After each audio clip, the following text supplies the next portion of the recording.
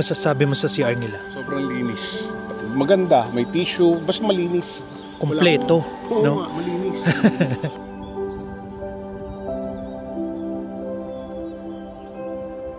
Friendly, we are here right now in Yayugi Park.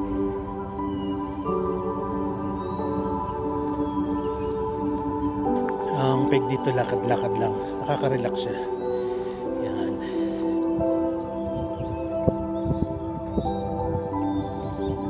Dami pang ibon.